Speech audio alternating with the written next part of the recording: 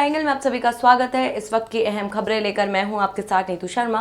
सबसे पहले नजर डालेंगे सुर्खियों पर। आर्थिक पैकेज की चौथी किश्त का वित्त मंत्री निर्मला सीतारमण ने दिया ब्यौरा। कहा, कोयला क्षेत्र में समाप्त होगा सरकार का एकाधिकार। राहुल गांधी ने केंद्र सरकार के 20 लाख करोड़ रुपए के पैकेज पर उठाए सवाल। कहा, प्रधानमंत्री न्याय योजना को करे टेम्पररी तौर पर लागू।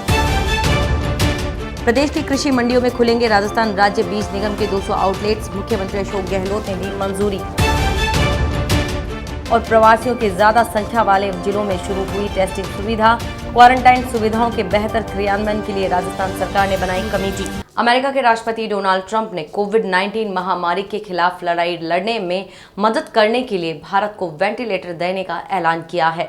ट्रंप ने ट्वीट करते हुए कहा कि मुझे घोषणा करते हुए गर्व है कि अमेरिका भारत में हमारे दोस्तों को वेंटिलेटर दान करेगा। हम इस महामारी के वक्त भारत और पीएम नरेंद्र मोदी के साथ खड़े हैं। हम वैक्सीन बनाने में भी सहयोग कर रहे हैं। हम साथ मिलकर इस अदृश्य दुश्मन से लड़ेंगे। ट्रंप ने प्रधानमंत्री नरेंद्र मोदी की तारीफ करते हुए कहा कि भारत बहुत महान देश है और प्रधानमंत्री मोदी मेरे बहुत अच्छे मित्र हैं। ट्रंप ने कहा कि दोनों देश कोरोना वायरस महामारी को हराने के लिए एक दूसरे के साथ खड़े हैं। उन्होंने अपने ट्वीट में ये भी कहा कि अमेरिका और भारत एक टीके को विकसित करने में एक दूसरे का सहयोग कर रहे हैं। उन्हें उम्मीद है कि दोनों देश मिलकर इस अदृश्य शत्रु को हरा देंगे। पीएम मोदी की ओर से घोषित 20 लाख करोड़ रुपए के आर्थिक पैकेज की चौथी किश्त का वित्त मंत्री निर्मला सीतारमण ने ऐलान किया। वित्त मंत्री ने कहा कि हम 8 क्षेत्रों को लेकर आपके सामने आए हैं। हमें कड़ी प्रतिस्पर्धा के लिए तैयार रहना है। सिस्टम से जुड़े बड़े सुधार हमने किए हैं, जिसमें GST, IBC, ease of doing business से जुड़े सुधार, पावर सेक्टर से जुड़े सुधार, टैक्स सिस्टम से जुड़े सुधार शामिल हैं। प्रत्येक मंत्रालय में प्रोजेक्ट डेवलपमेंट सेल बनेगा जो तय करेगा कि किस क्षेत्र में निवेश आ सकता है और कौन निवेश कर सकता है। निवेश करने वालों को दिक्कत नहीं आएगी। राज्यों की रैंकिंग भी होगी कि निवेश को आकर्षित करने के लिए उनकी कौन सी योजनाएं हैं। नए चैंपियन सेक्टर्स जैसे सोलर पीवी को बढ़ावा देने के लिए भी कदम उठाए जाएंगे। वित्त मंत्री ने कहा कि कोयला क्षेत्र में कमर्शियल माइनिंग होगी और सरकार का एकाधिकार खत्म होगा। कोयला उत्पादन क्षेत्र में आत्मनिर्भरता कैसे बने और कैसे कम से कम आयात करना पड़े, इस पर काम करना है। वित्त मंत्री ने कहा कि कोल इंडिया लिमिटेड की खदानें भी प्राइवेट सेक्टर को दी जाएंगी। देश में हर दिन रिकॉर्ड कोरोना वायरस के नए केस सामने आ रहे हैं। भारत में अब कोरोना संक्रमितों की कुल संख्या 86,000 को पार कर गई है, जबकि मौत का आंकड़ा 3,000 के करीब पहुंच गया है। स्वास्थ्य मंत्रालय के मुताबिक बीते 24 घंटों में कोविड-19 के कुल 3,970 नए मामले सामने आए हैं। इसी तरह बीते 24 घंटों में 103 लोगों ने इस बीमारी के चलते अपनी जान गंवाई है। देश में कोरोना वायरस के 53,000 से अधिक एक्टिव केस हैं और 30,153 लोग ठीक हो चुके हैं। कांग्रेस नेता राहुल गांधी ने वीडियो लिंक के जरिए प्रेस कॉन्फ्रेंस की। इसकी स्ट्रीमिंग उनके यूट्यूब चैनल पर की गई। उन्होंने कोरोना वायरस लॉकडाउन के बीच सरकार द्वारा जारी 20 लाख करोड़ रुपए के पैकेज पर सवाल खड़े किए। उन्होंने कहा कि इस वक्त लोगों के हाथ में पैसा होना चाहिए। राहुल ने प्रधानमंत्री नरेंद्र मोदी से अपील की कि वे अस्थायी तौर पर ही सही न्याय योजना को लागू करें। उन्होंने कहा कि डायरेक्ट लोगों के खाते में पैसा भेजा जाना चाहिए। उन्होंने कहा कि डायरेक्ट कैश ट्रांसफर, मनरेगा के कार्य दिवस, 200 दिन, किसानों को पैसा के बारे में मोदी जी विचार करें, क्योंकि ये सब हिंदुस्तान का भविष्य है। मनरेगा में किन बदलावों की जरूरत है, इस पर राहुल ने कहा कि शहर और गांवों के मजदूरों के लिए अलग अलग योजनाएं होनी चाहिए। गांवों के लिए मनरेगा और शहरों के लिए न्याय योजना लागू होनी चाहिए। देश के लिए आज का दिन ब्लैक सैटरडे साबित हुआ। 2 अलग अलग दुर्घटना में 29 मजदूरों की सड़क हादसे में मौत हो गई। पहला हादसा यूपी के औरिया जिले में भीषण सड़क हादसा हुआ। दिल्ली कोलकाता हाईवे पर एक ढाबे के पास चाय पीने को रुकी मजदूरों से भरी डीसीएम ने एक ट्रॉली ने टक्कर मार दी। हादसे में अब तक 24 लोगों की मौत हो चुकी है। वहीं 22 लोगों को जिला अस्पताल में भर्ती कराया गया है। गंभीर हालत होने के कारण 15 लोगों को सैफई रेफर किया गया है। यह घटना औरिया कोतवाली क्षेत्र के चिरूहोली के पास की है। घटना की जानकारी मिलते ही जिला प्रशासन मौके पर पहुंचा। ट्रॉले में सभी प्रवासी मजदूर सवार थे। एक एक कर चूने में दबे शवों को निकाला जा रहा है। डीसीएम गाजियाबाद से 20 मजदूरों को लेकर मध्य प्रदेश के सागर जा रहा था, जबकि चूना लदा ट्रोला राजस्थान से पश्चिम बंगाल के लिए चला था। इसमें करीब 70 मजदूर सवार थे। राष्ट्रपति और प्रधानमंत्री नरेंद्र मोदी ने इस हादसे पर दुख जताया है। औरिया में हुए दर्दनाक सड़क हादसे के बाद सरकार ने लापरवाही बरतने पर फतेहपुर सीकरी और कोसी कलान के एसएचओ को निलंबित कर दिया है। वहीं सीएम योगी ने हादसे में जान गंवाने वाले मजदूरों के परिजनों को 2-2 लाख रुपए और घायलों को 50,000 रुपए की मुआवजा राशि देने का भी ऐलान किया है। राजस्थान के मुख्यमंत्री अशोक गहलोत ने उत्तर प्रदेश के ओरिया में सड़क दुर्घटना में मारे गए प्रवासी मजदूरों के प्रति संवेदना प्रकट की है। वहीं मध्य प्रदेश के सागर जिले में भी एक भीषण सड़क हादसा हुआ है। इस सड़क हादसे में 5 प्रवासी मजदूरों की मौत हो गई है और लगभग 15 लोग घायल हुए हैं। जम्मू कश्मीर में सेना ने लश्कर के आतंकी मॉड्यूल का भंडाफोड़ किया है। बड़गांव में सुरक्षा बलों को आतंकियों के मददगारों के छिपे होने की सूचना मिली। आनन फानन में जवानों की संयुक्त टीम ने इन्हें पकड़ने के लिए ऑपरेशन शुरू किया। तलाशी अभियान के दौरान लश्कर के 5 मददगार पकड़े गए। इस ऑपरेशन को बड़गाम पुलिस 53 आरआर और सीआरपीएफ की 153वीं बटालियन ने अंजाम दिया। अहम बात यह है कि इस ऑपरेशन में आतंकियों का एक शीर्ष मददगार जहूर वाहनी भी गिरफ्तार किया गया है। उसके खुलासे पर एक और आतंकी का ठिकाने का पता भी चला है, जिसका इस्तेमाल आतंकवादियों ने शरण लेने के लिए किया था। ठिकाने से हथियार और गोला बारूद भी बरामद हुआ है। सुरक्षा बलों ने आतंकी ठिकाने को ध्वस्त कर दिया है। साथ ही पूछताछ के दौरान यह पता चला है कि पकड़े गए लश्कर के मददगार आतंकियों को खाद्य सामग्री व रहने का स्थान मुहैया कराते थे और साथ ही यह आतंकियों के लिए रैकी भी करते थे। यूपी के लालकुआ के ट्रांसपोर्ट नगर स्थित तराई केंद्र की वन भूमि पर अवैध अतिक्रमण और कब्जा के खिलाफ वन विभाग की नींद खुल गई है। यह ट्रांसपोर्ट नगर स्थित खाली पड़ी वन भूमि पर कांग्रेस नेता द्वारा किए जा रहे बड़े पैमाने पर अवैध कब्जे को लेकर मीडिया में प्रसारित खबरों का संज्ञान लेते हुए वन विभाग के मुख्य वन संरक्षण डॉक्टर पराग मधुकर धकाते ने तराई केंद्रीय उप प्रभागीय वनाधिकारी के नेतृत्व में वन क्षेत्राधिकारी को जांच के आदेश देते हुए कहा कि वन भूमि पर अवैध कब्जा किसी भी कीमत पर बर्दाश्त नहीं किया जाएगा।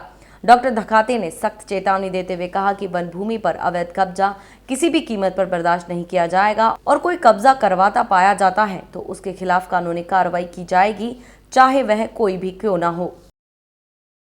जो वन भूमि है उसके ऊपर किसी भी प्रकार का अतिक्रमण वन विभाग द्वारा बर्दाश्त नहीं किया जाएगा।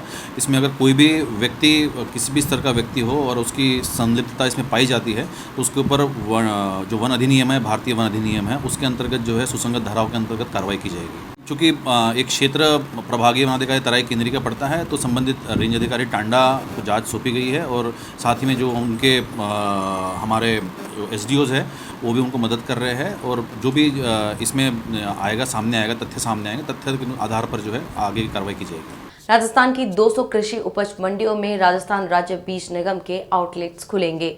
इन आउटलेट्स पर राजस्थान राज्य बीज निगम के सर्टिफाइड सीड बिक्री के लिए उपलब्ध होंगे। किसान अपनी उपज बेचने के साथ मंडी कैंपस से ही अच्छी क्वालिटी का बीज खरीद सकेगा।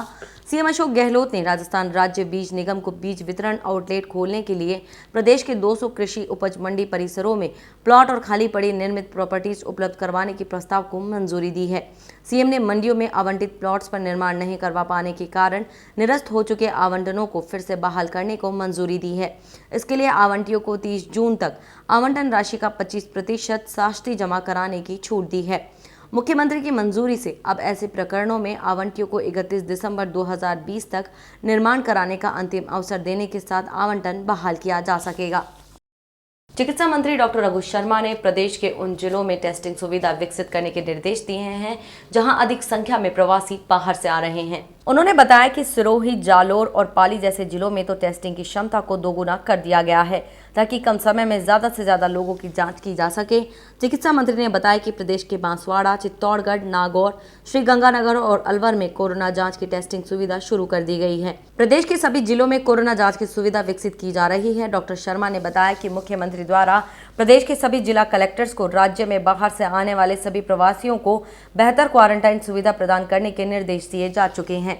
डॉक्टर शर्मा ने बताया कि क्वारंटाइन सुविधाओं के बेहतर क्रियान्वयन के लिए सरकार ने वरिष्ठ आईएएस अधिकारी और अतिरिक्त मुख्य सचिव श्रीमती वीनू गुप्ता को क्वारंटाइन कमेटी का प्रभारी बनाया है। स्वास्थ्य मंत्री ने बताया कि कर्फ्यू ग्रस्त व लॉकडाउन क्षेत्रों में सामान्य बीमारियों के लिए प्रदेश भर में 430 मेडिकल मोबाइल ओपीडी वैनों का संचालन हो रहा है। यह प्रयोग बेहद सफल भी रहा और लाखों लोग इन मोबाइल वैनों के जरिए चिकित्सा सेवाओं का लाभ उठा रहे हैं। मुख्यमंत्री जी ने जो प्रवासी राजस्थानी और माइग्रेंट लेबर आ रहे हैं दूसरे राज्यों से और जो लॉकडाउन में फंस गए थे उन लोगों की राजस्थान वापसी हो रही है और वो राजस्थान में बड़े पैमाने पर लाखों की संख्या में राजस्थान में आ रहे हैं। तो उन जिलों में जहाँ पर ज़्यादा संख्या में ये लोग आ रहे हैं वहाँ टेस्टिंग फैसिलिटीज शुरू करने के निर्देश दिए।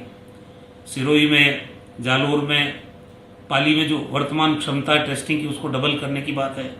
नागौर में टेस्टिंग फैसिलिटी शुरू करने की बात है। बांसवाड़ा में, चित्तौड़ में, श्री गंगानगर में और अलवर में उन्होंने रेगुलर जो ब्रीफिंग होती है हर रोज उसमें डायरेक्शंस दिए हम लोगों को कि इनमें वैसे तो सारे जिलों में टेस्टिंग फैसिलिटीज शुरू करने के डायरेक्शंस हैं, उस पर विभाग काम कर रहा है, लेकिन चूंकि यहाँ माइग्रेंट लेबर्स और प्रवासी राजस्थानियों का दबाव है इन जिलों में, तो इनको प्राथमिकता से पहले लेके और यहाँ टेस्टिंग फैसिलिटी शुरू करने की बात की है ताकि अधिक से अधिक बाहर से आने वाले लोगों का टेस्ट हो सके। राजस्थान में लगातार कोरोना संक्रमित मरीजों की संख्या में इजाफा हो रहा है। राजस्थान में शाम 5 बजे तक 177 नए कोरोना पॉजिटिव मरीज सामने आए। इसके साथ ही प्रदेश में मरीजों का आंकड़ा 4924 हो गया है। जयपुर में कोरोना बम फूटा है, जहां 122 कोरोना मरीज सामने आए हैं। जयपुर में आए 122 मरीजों में से 116 मरीज जिला जेल से मिले हैं। वहीं प्रदेश में प्रवासियों के आने से कोरोना के मामलों में तेजी आई है। अब तक प्रदेश में 360 प्रवासी कोरोना पॉजिटिव मिल चुके हैं। प्रदेश में पिछले 3 दिन से 200 से अधिक मामले सामने आना चिंता का विषय बन गया है। डूंगरपुर में 21, उदयपुर में 9, जोधपुर और भिलवाड़ा में 6, अजमेर में 4, सिरोही में 2, चित्तौड़गढ़, बाड़मेर, पाली, सीकर, कोटा, झुंझुनू और भरतपुर में एक संक्रमित मिला। प्रदेश में दूसरे दिन कोई मौत दर्ज नहीं की गई। वहीं राज्य में मौत का आंकड़ा 125 पर ही स्थिर है। प्रदेश में सबसे ज्यादा कोरोना संक्रमित राजधानी जयपुर में है। देश भर में लागू लॉकडाउन के चलते जयपुर में इस बार रमजान के दौरान जुमातुल विदा और ईद की सामूहिक नमाज अदा नहीं की जाएगी। लॉकडाउन की पालना को लेकर जयपुर पुलिस कमिश्नरेट की मुस्लिम उलेमाओं के साथ एक अहम बैठक रामगंज थाने पर आयोजित की गई। इसमें उलेमाओं से नमाज को लेकर बातचीत की गई। बैठक में फैसला लिया गया कि जुमातुल विदा और ईद की नमाज सामूहिक रूप से अदा नहीं की जाएगी। दोनों ही अवसरों पर नमाज घरों पर ही अदा की जाएगी। इस अहम बैठक में ACP law and order Ajay Pal Lamba मौजूद रहे। इस साल लॉकडाउन की पालना की वजह से मस्जिदों में रमजान के दौरान नमाज में केवल चुनिंदा लोग ही शामिल हो रहे हैं। इसी तरह ईद और जुमातुल विदा की नमाज में भी चुनिंदा लोग ही नमाज अदा करेंगे। नमाज से पहले सभी उलेमा फैसले की पालना के लिए अलग अलग माध्यमों से मुस्लिम समाज से अपील करेंगे। इस मामले को लेकर एक फाइनल बैठक अभी मंगलवार को और होगी।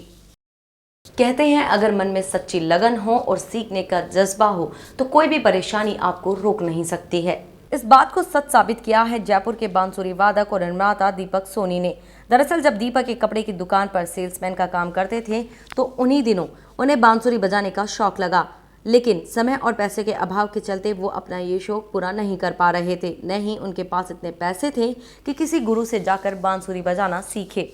जैसे एकलव्य ने मिट्टी की मूर्ति को अपना गुरु बनाया था, उसी तरह दीपक ने यूट्यूब को अपना गुरु बना लिया और बांसुरी बजाना सीखने की ठानी।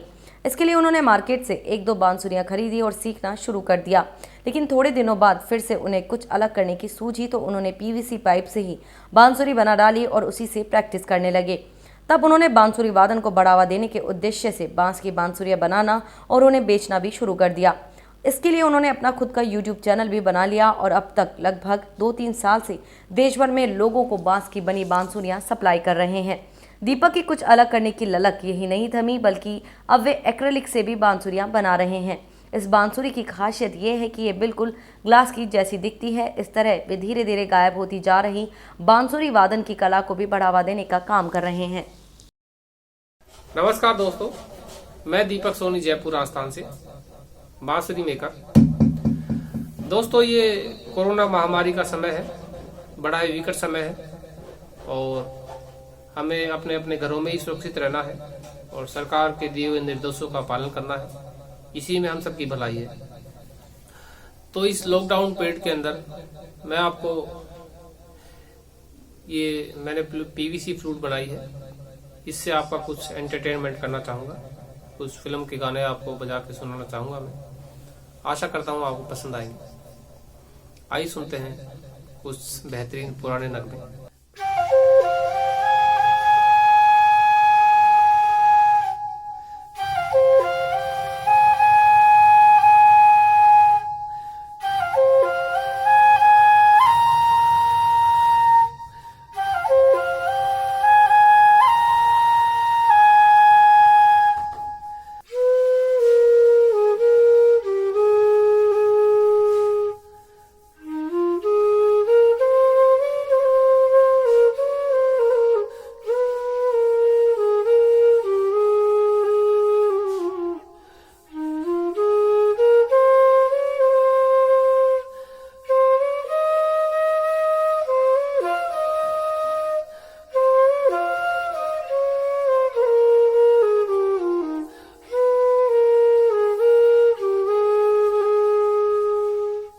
बुलेटिन में ये थी अभी तक की खास खबरें।